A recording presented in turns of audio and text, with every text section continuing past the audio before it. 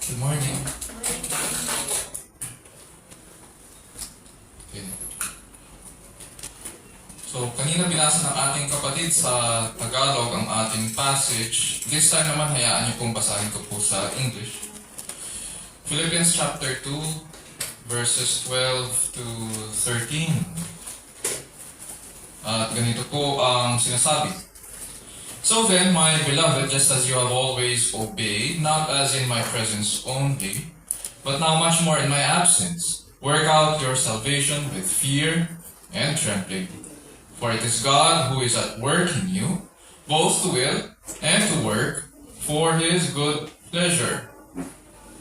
Ito po ang salita ng Diyos, purihin ang ating Panginoon. Okay. Para sa ating nalalapit na anniversary, ang tema po natin ay Work Out Your Salvation with Fear and Trembling. Hence, yan yung title ng ating pag-aaralan mula sa binasa nating passage. Hinati ko po ang ating pag-aaral sa dalawa sapagkat nais ko pong makita natin yung ganda ng mga detalye nung sinasabi dito ni Pablo at magkaroon tayo ng appreciation kung paano lumalago ang isang Kristiyano sa pananampalataya at sa kaligtasan. We understand from this passage that salvation is not just a past event. It is also an ongoing present event. And at the same time, salvation is also a future event. Hence, may part 2 rin ang ating pag-aaral and this will end sa ating anniversary next week. Now, in Christian circles, malamang narinig na po natin ang mga salita or kasabihang, let go and let God. Narinig natin yun, di ba? And sinasabi nito na ang buhay Kristiyano raw ay parang umaandar na sasakyan. At para marating natin ang ating patutunguhan, ay kailangan natin ibigay ang manibela sa Diyos or kay Kristo para siya ang may control sa ating buhay. Yun yung main idea. Ngayon, ang tanong dyan ay, ibig bang sabihin, walang control ang Diyos sa ating buhay kung tayo yung nasa manibela? Hanggat hindi natin binibigay sa Kanya ang manibela, therefore wala siyang control. When we look at the big picture now, hindi lang buhay natin. Everything that God created in this universe, is there a part of the universe na wala siyang control? O wala siyang kapangyarihan? Yun yung main question eh. Is there a part of this created realm na wala siyang kapangyarihan? So bakit may ganitong klaseng illustration? Diba? Bakit may ganitong kasabihan? Let go and let go. Isa pa. At kung ibibigay naman natin ang manibela ng ating buhay sa Kanya, ibig bang sabihin, wala na tayong responsibilidad sa ating mga actions? Hindi na ba tayo accountable? Dahil siya na nga yung nasa Kanya na yung manibela. Let go and let God daw eh. Paano kung magkasala tayo?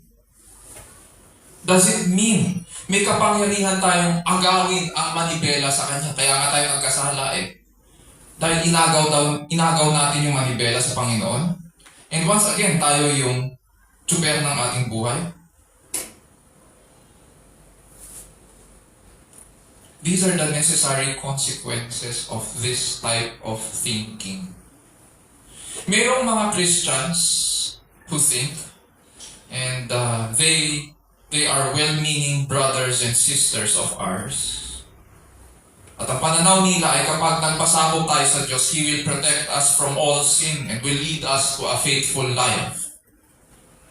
And wala tayong magagawa o maiaambag para mag-grow sa ating spiritual life. Siya lang ang gumagawa ng lahat. Ang tawag po dito sa katuroang ito, ay madalas maririnig rin natin ito sa mga well-meaning brothers and sisters natin, hindi mangyayari yan kung hindi kalooban ng Diyos. Pero sa totoo, siya yung may kasalanan doon. Ayaw lang niya kunin yung responsibilidad, pero tinuturo niya, Diyos ang may decision nun, ultimately. Ang tawag po dito sa katuroang ito ay quietism, na nagmula noong 17th century. At ayon sa kanila, God does the work and we should just be passive and humbly wait sa Kanya. Puro wait lang ginagawa. Ayaw natin akuin yung responsibilidad. Mga kapatid, kapag sinilip natin ang banal na kasulatan, we will notice something interesting. Makikita po natin na may mga passages tungkol sa paglago sa buhay Kristiyano na nasa imperative. Sa atin na mga nag-aral ng grammar, what does the imperative tone tell us? Pag sinabing imperative, merong declarative, merong interrogative, merong imperative. What does imperative tell us? Or exclamatory? Ang imperative tells us that this is a command. Instructive siya. We have passages that instruct us, that command us, na kailangan natin lumago sa buhay Kristiyano. For example, sa liham ni Pablo sa mga taga-Efeso, sinabi po niya na dahil ang church ay nagfa-function as the body of Christ, united in Him, ganito raw sila magmamature. Sa Ephesians 4:15-16, sa mga nagsusulat. Sabi po ni Apostol Pablo, as a result, we are no longer to be children, tossed here and there by waves, and carried about by every wind of doctrine. Hindi daw dapat lumagpas na tayo doon sa stage na nakikinig ka sa iba't ibang mga turo at dapat alam mo na kung ano ang tama at hindi ka na dapat na nalilintang. Sabi niya, you are not to be carried by waves or by every wind of doctrine, by the trickery of men, by craftiness in deceitful scheming. But, sabi niya, ano ang indicator na ikaw ay lumalago? Speaking the truth in love, we are to grow up in all aspects into Him who is the head, even Christ. Sa kanyang liham sa mga taga-Kolose, nais ni Apostol Pablo na manindigan sila kay Kristo at magpatuloy sa paglakad sa Kanya. Dahil siya ay nakaugat at pinatitibay, dahil sila ay nakaugat at pinatitibay sa Kanya. Ganito ang sinabi naman niya sa mga Colossians.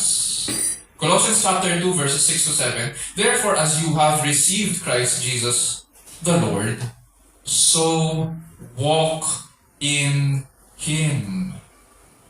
Having been firmly rooted and now being built up in Him and established in your faith, just as you were instructed and overflowing with gratitude. Hindi lamang si Pablo ang nagbigay ng imperative para lumago sa buhay Kristiyano. Even Apostle Peter gave instruction sa kanyang mga readers na dahil pinagkaloob sa kanila ang mga pangako para makaiwas ang believers sa kasalanan, ganito daw dapat sila lumago sa pananampalataya.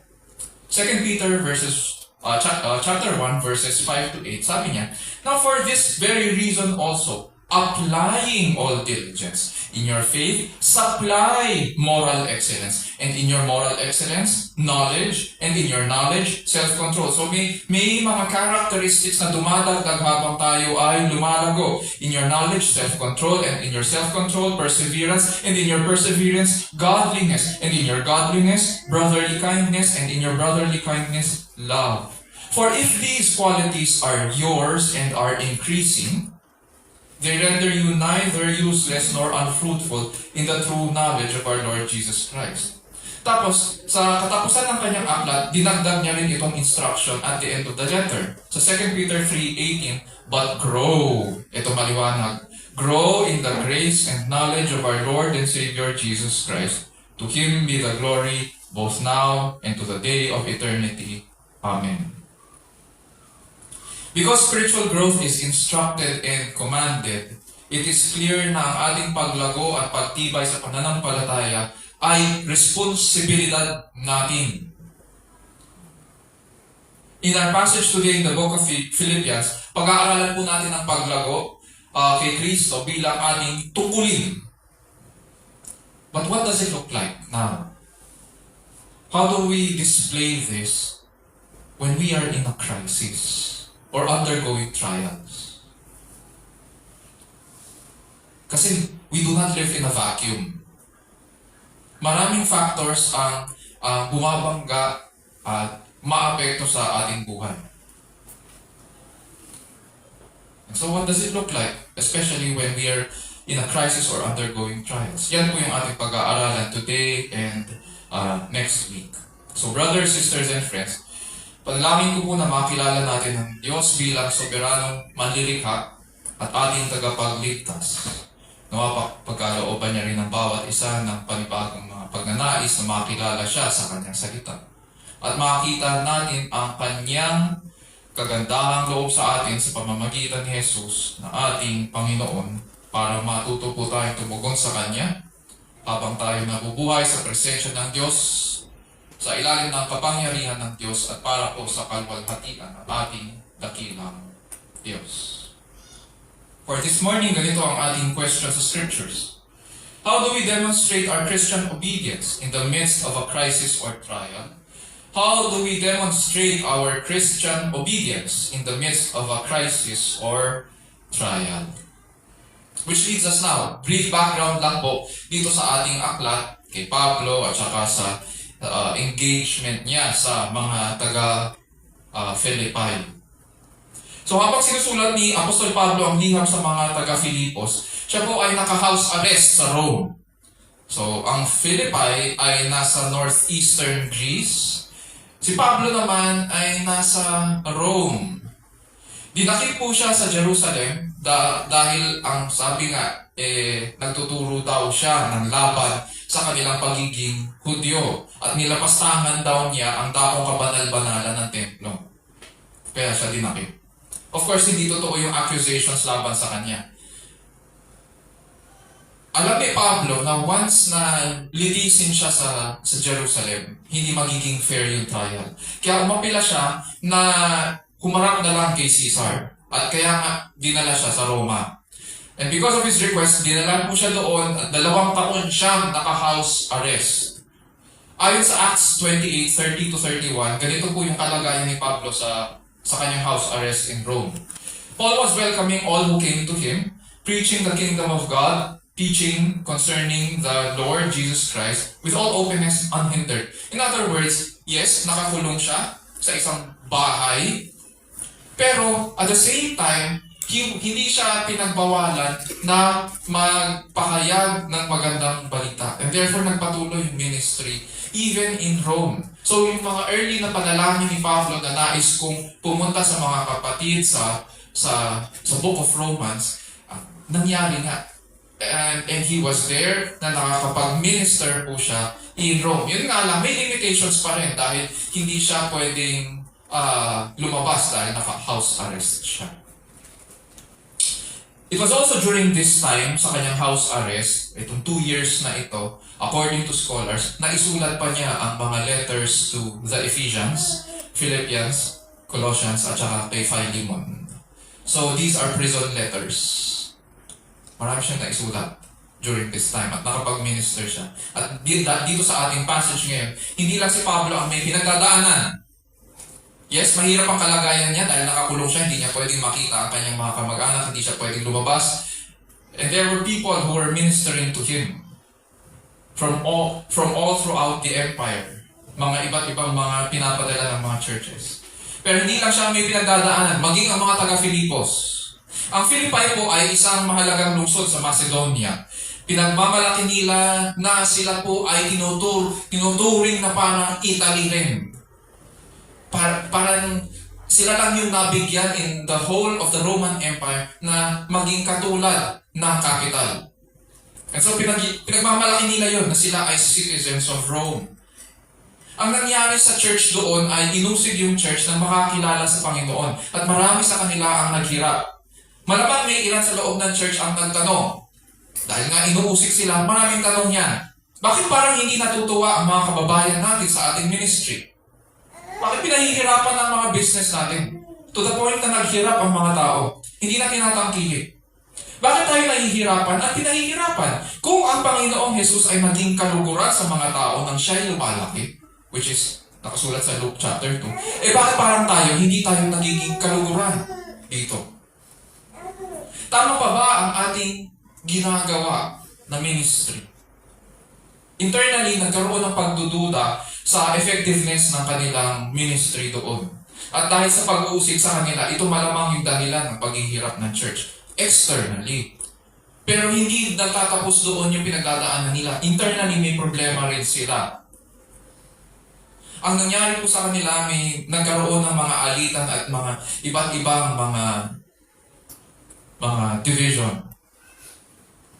And in spite of their problems, in spite of the problem of the church, itong nakakamangha sa Philippians or sa Macedonian church, nang malaman nila ang kalagayan ni Apostol Pablo sa Roma, nang malaman nila na tinapon siya doon, pinadala nila si Epaphroditus para magpadala ng tulong nila kay Pablo. May pinagdadaanan na nga sila, naghihirap sila, and yet nagpadala pa sila kay Pablo. Sabi nga ni Pablo sa Philippians 4:18-19, I have received everything in full and have an abundance. I am amply supplied, having received from Epaphroditus what you have sent, a fragrant aroma, an acceptable sacrifice, well-pleasing to God. And my God will supply all your needs according to His riches in glory in Christ Jesus. Even though they were poor, tinulak sa kahirapan ng dahil sa paninindigan kay Kristo at patuloy na inuusig dahil kay Kristo. Nagtitiis sila para makatulong sa pagtustos ng pangangailangan ng kanilang kaibigan na nakakulong.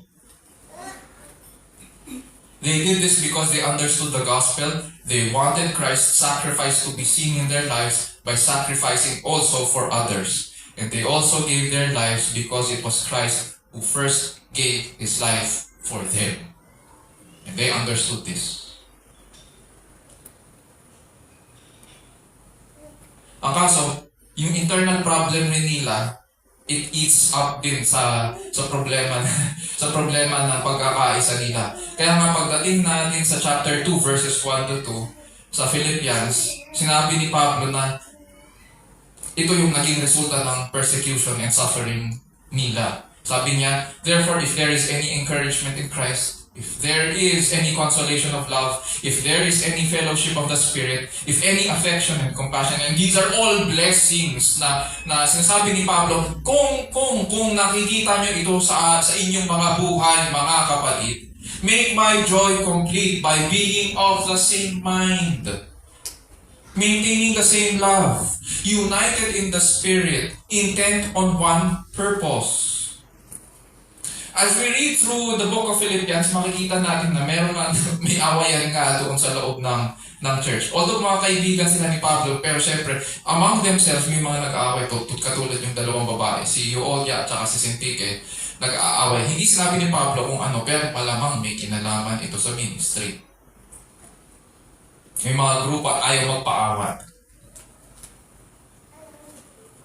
At makikita dito ngayon sa ministry nila kung paano sila pinalik ni Pablo doon sa Ebanghelyo ng ating Panginoong Jesus na batayan ng kanilang pagkakaisa.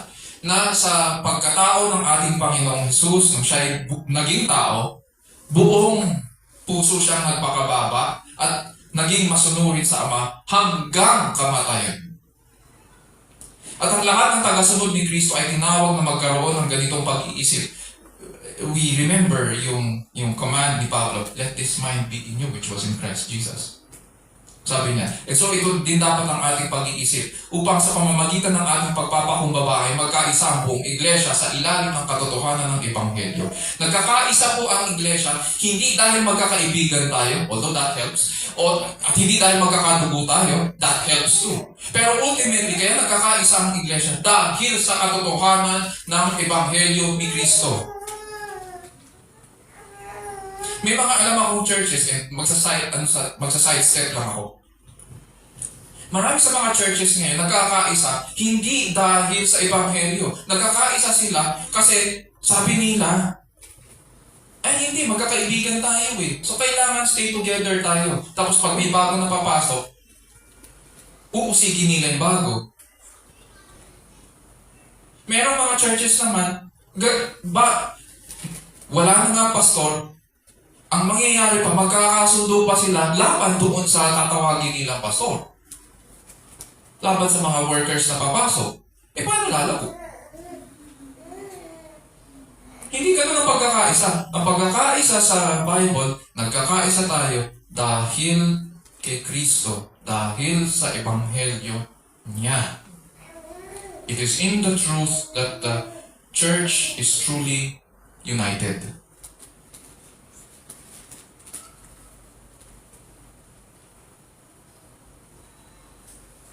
And we are commanded na maging katulad ni Kristo sa ating pag-iisip. Mapagpakumbaba. Dahil siya ay nagpakumbaba sa Ama.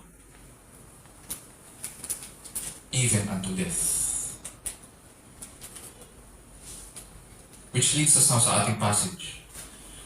Ang paalala at utos dito sa ating passage ni Pablo ay may theological at practical implications. And there are also two types of works na makita natin dyan. Like two sides of the same coin, dalawang muka ng isang barya ang makikita natin dito sa ating passage. And for today, we'll take a look at verse 12. Ito yung practical side or yung tinatawag natin na lesser work.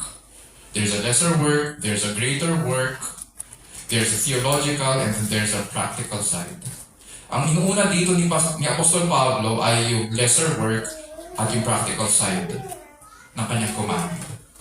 Which leads us to verse 12. Sabi niya, "So then, my beloved, just as you have always obeyed, not as in my presence only, but now much more in my absence, work out your salvation with fear and trembling." Naisip ni Pablo na ipakita nila ang kanilang kaligtasan na may takot at panginginig dahil ang Diyos ang gumagawa sa kanilang buhay. At sabi niya sa passage, work out your salvation. Sa original language, ang mga salitang work out ay dalawang salita na pinag-isa na nangangahulugang to finish work plus yung salitang down. Sa makatuwid, pag pinagsama yun, pwede natin sabihin, it is to finish the work to the very end or to finish the work to its very completion. Sagarin mo. Hanggang muli. Ngayon, anong ibig sabihin ni Pablo na finish the work of our salvation to the very end? Kasi ganun ang ginawa ni Kristo hanggang kamatayan eh. He obeyed His Father, sabi diyan, even on the cross. So, ganun din tayo. Let this mind be in you which was in Christ Jesus. Kung anong attitude ni Christ, yun ang makikita sa atin. So, work out your salvation to the very end. Anong ibig niyang sabihin? Hindi po ibig sabihin ng work out ay katumbas ito ng paggawa ng mabuti para maging good shot tayo sa pamayanan. Hindi po tinuturo ni Pablo dito na makisama kayo sa komunidad para hindi kayo usigin. O para muli kayong tanggapin nila at makabawi kayo sa mga nalugi na business. Hindi ganun ang application dito at hindi ganun ang pakahulugan ni Pablo. Hindi social-economic shortcut ang binibigay ni Pablo. Mapapansin natin na sinimulan ni Pablo ang passage sa so, then, or sa ibang translations, therefore, ibig niya pong sabihin, mula sa halimbawa ni Kristo, sa chapter 2, verses 1 hanggang 11, mula sa halimbawa ni Kristo, ng pagpapakumbaba sa Ama, ganito dapat ang pamumuhay natin bilang Kristiyano. Pakinggan natin ang sinabi niya ulit sa verse 8, being found in appearance as a man, He humbled Himself by becoming obedient to the point of death, even death on a cross. Nilubos niya ang pagsunod sa Ama. Hindi lang yun. Sa pagsunod at pagpapakumbaba ni Kristo sa Diyos Ama, sumunod siya hanggang kamatayan at dahil sa pagiging tapat niya sa Ama, hindi po natuwa ang mga tao. Anong ginawa sa kanya? Pinako po siya sa krus at pinatay. Parang ang sinasabi ni Pablo sa atin, i-expect nyo na pag sumunod kayo sa Diyos, ganyan talaga ang mangyayari. Babangga kayo sa mga prinsipyo ng mundong ito. Dahil kumukontra kayo sa agos nila eh.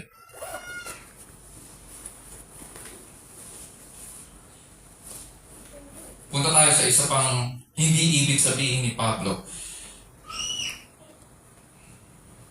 Okay. Okay pa ba sila? Hindi rin ibig sabihin ni Pablo ng work out your salvation ay katumbas ng gumagawa ka ng mabuti para maligtas ka. Hindi po. Working out our salvation does not mean working for your salvation or working to earn your salvation. Kahit kailan hindi po tinuro ni Apostol Pablo at ng scriptures na maliligtas ang makasalanan sa pamamagitan ng gawa. Hindi works salvation or man's works or man's righteousness salvation ang pinaiiral. Maliwanag ang pinag-aralan natin ng Book of Romans na walang sino man ang maliligtas sa pamamagitan ng kanyang gawa o sariling katuwiran. Romans 3:20, by the works of the law, no flesh will be justified in his sight. Romans 4:5 at 16. Now to the one who works, his wage is not credited as a favor, but as what is due.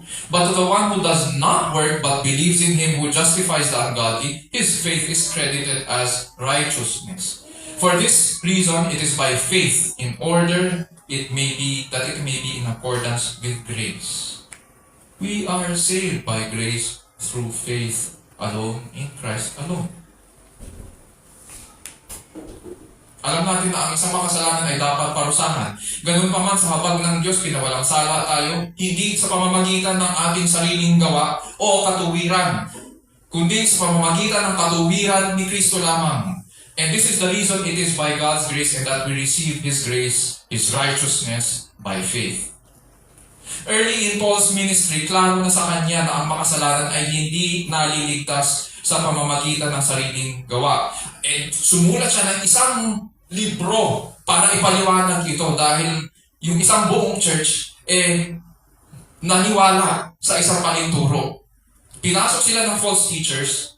This was early in his career or early in his ministry rather. Ito yung aklat ng Galatians. And this whole book teaches that you are not saved by your own words. Kaya nga sabi ni Pablo sa Ephesians 2:8, nung naka-house arrest siya sa Rome, for by grace you have been saved through faith, and that not of yourselves, it is the gift of God. Maliwanag na maliwanag yun. Now, what is Paul saying? If this is not a socio-economic shortcut, and if this is not a works salvation teaching, ano ito? Ano ibig sabihin ni Pablo? It's clear na si Pablo, he is not referring to justification by faith. What he is referring to is the process of sanctification or pagpapaging banal. Justification is followed by sanctification. Justification is God's work in the past through Jesus Christ. Sanctification is the present work sa buhay natin. Kaya pinag-uusapan natin ang Christian life o paglago sa Christian life. Yung present natin, dahil tayo napawalang sala sa pamamagitan ng katuwiran ni Kristo, dahan-dahan tayong nababago sa Kanya araw-araw. At nakikita ito sa ating mga buhay. Nagbabago ang ating mga pananaw at pag-iisip, nagbabago ang ating mga kilos at ugali, dahan-dahan nagaganap ang pagbabago hanggang sa tayo'y mistulang larawan ni Kristo. Salvation is being displayed outwardly in our lives. At dahil si Kristo ay naging masunurin sa Ama hanggang kamatayan, nais rin ni Pablo na tularan nila si Kristo. Dahil sila ay mga tinubos kay Kristo, dapat lang na ipakita nila itong attitude of humility and obedience to God. At ganito sila magpapatuloy. Kaya binigay ni Pablo itong command na ito, it's because he wants them to display outwardly this salvation in Christ, in the spirit of humility and obedience, to the very end of their lives. And so Paul's instruction does not end here, na hindi siya nagtapos na, work out your salvation. Hindi. May sinabi pa siya. Sabi niya dyan, with fear and trembling. May takot at panginginig. Bakit kaya? Ang punto kasi ni Pablo, ang Diyos na ating pinaglilingkuran ay hindi lamang mapagmahal at maawain. We might miss the point na siya po ay manlilikha at When we look at the Old Testament, siya po ay banal, banal, banal. Yan yung declaration ng mga anghel. Siya ay matuwid sa kanyang mga gawa. Hindi siya tulad natin. Hindi siya creature. Ang tugon na kanyang hinihiling sa kanila at sa lahat na sumusunod kay Kristo ay makita rin sa Old Testament, such that it is a proper response to a holy God. Tingnan natin. Buksan natin sa Isaiah 66, 1-2.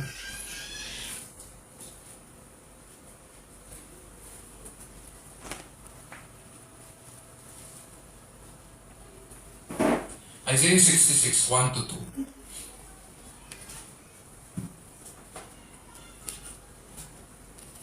Sabi dyan, "Thus says the Lord, Heaven is my throne, and the earth is my footstool.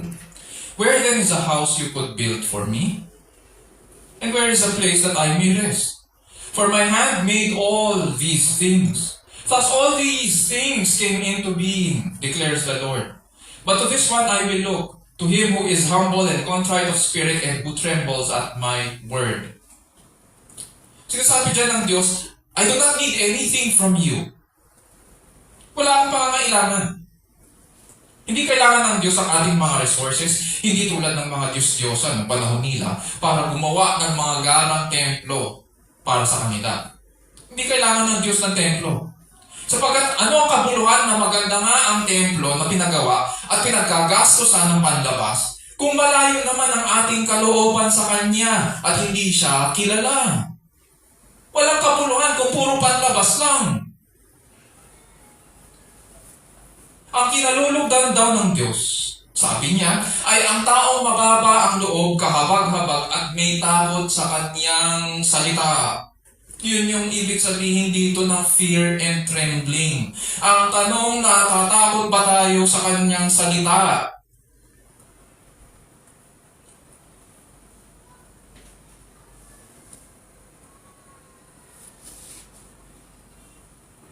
Nakikita ba natin na tayo yung makasalanan?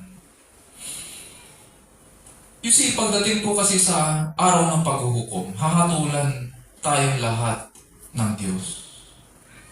At ang basis ng paghahatol sa atin ay ang perfect righteousness. Perfection. Because God is perfection. And He demands no less. Yun yung standard niya. Ngayon, sinasabi ng mga tao, oo, yun yung pamantayan niya. Pero sinasabi din ng kultura natin, hindi, maliligtas ka sa pamamagitan ng iyong gawa.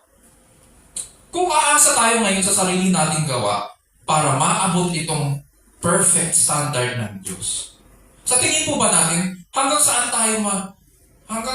tayo aabot? Perfection eh. Can we call our actions perfection? Can we call our righteousness perfection? Hindi. How about partial perfection? Is there such a thing? Baka mayroong partial perfection. Wala. Nonsense. Sabi ng scriptures, Romans 3:23, sapagkat ang lahat ay nagkasala nga at hindi nakakaabot sa kalwalhatian ng Diyos. Kasi nga, perfection ang kinihiling.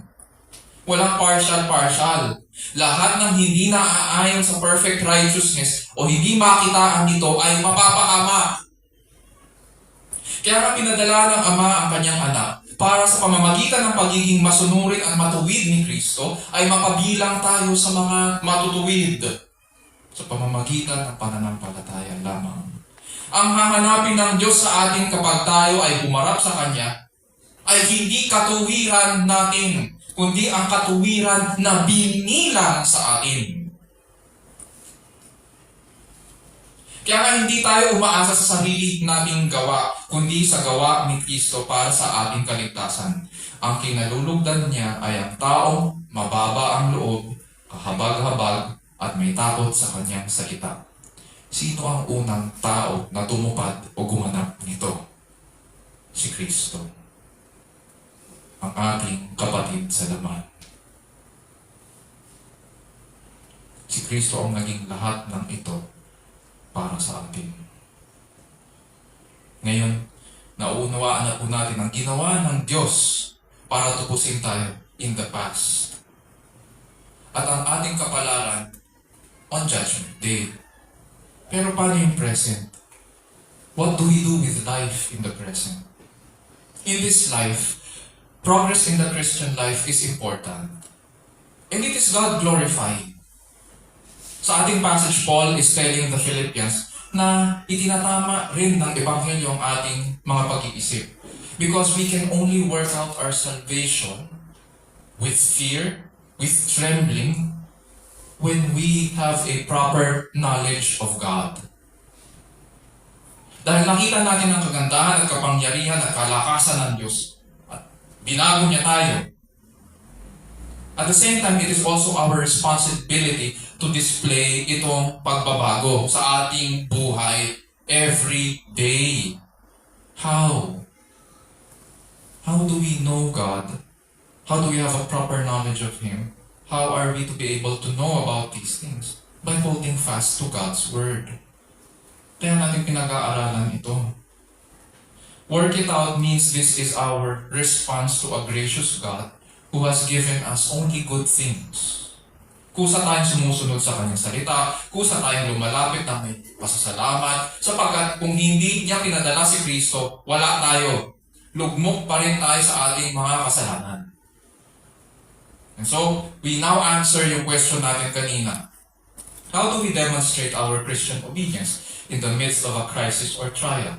It does not mean na kailangan gumawa ng mabuti para maging good shot tayo sa pamayanan at hindi tayo usigin. It also does not mean na kailangan natin gumawa ng mabuti para good shot naman tayo sa langit at may plus points tayo para maligtas tayo.